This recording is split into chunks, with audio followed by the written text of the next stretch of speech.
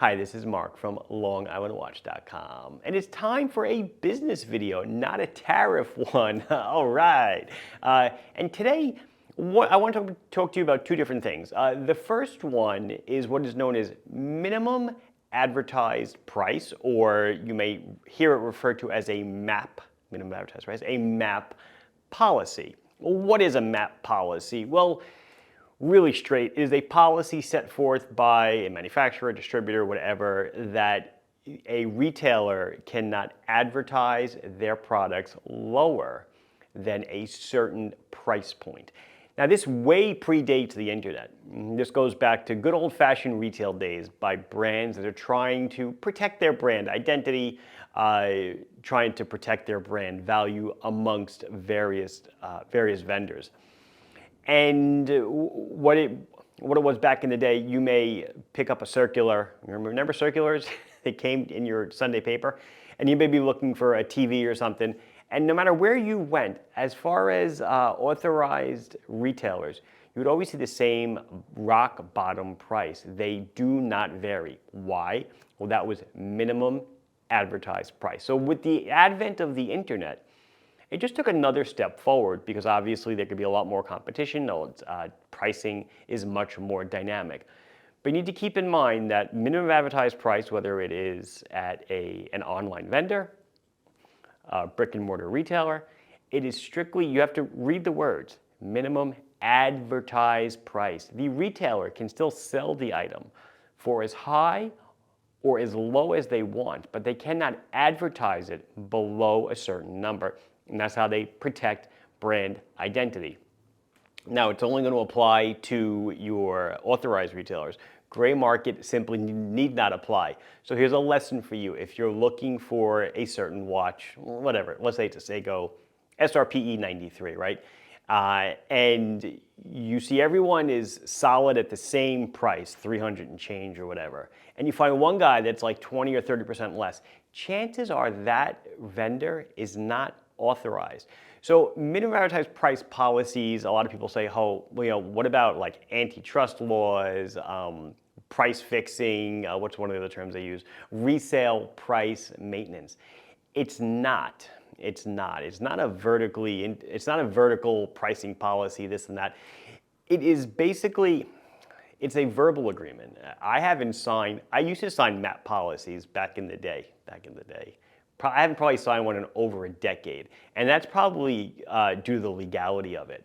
So what happens if you break a MAP policy? Let's say I sell a brand, Seiko, right, and I break MAP and I start selling products below MAP, or I advertise them below MAP. Well, I'm in violation. Can I be sued? Any of that stuff? No, not really. But what Seiko can do, Seiko can't force me to raise my prices. That would be resale price maintenance. That would be antitrust. What Seiko can simply do is say, well, Mark, we are not going to sell to you anymore. Much like New York State is an employment at will state, they can sell at will. If they don't want to sell to you, they don't have to sell to you. As far as, it's federal laws, it's state laws, at least in this country. So when you go around, you see everyone's got pretty much the same price. Just know that they're all abiding, theoretically, by MAP. Now, you will find people every now and again go a little bit lower. There are mistakes that happen. And typically, if the manufacturer's on top of their stuff, which they usually aren't, by the way, they will ask you to correct it. But they're usually too busy doing their own thing to ask you to correct their prices. So a lot of the industry actually polices itself. Vendors will, check other people's websites. I know I do on a fairly decent occasion. Or customers will just come to me and say, hey, I can get this XYZ at ABC. Can you match it? And I'm like, well, that's a little bit too low. But now I am well within my right if I want to match it, because don't forget, it is a minimum advertised price. I could sell a $1,000 watch for $5. Probably not a good business practice, but it's not a violation of MAP. When the internet first started coming into its own a little bit, a lot of people got around this. I don't know if they still do it, but it was, I love this term, Peekaboo Pricing. And so you'd go look at the item, let's say it's a television, right? I don't know why I keep saying TVs, but let's say it's a television, and it would have like, compare at price, $2,000.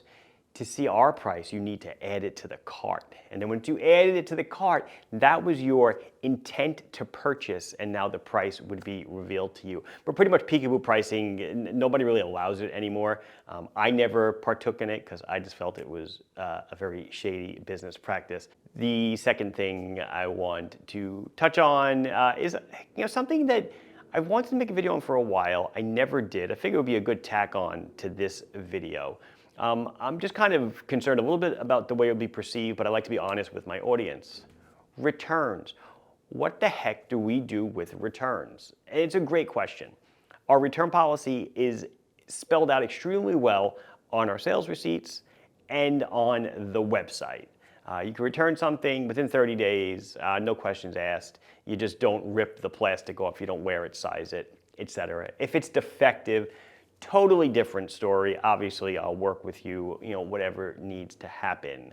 But truth be told, if you buy a watch, you open the box, you look at it, you could pick it up, you're like, it's not the color I thought it was, I don't like this, I don't like that, whatever.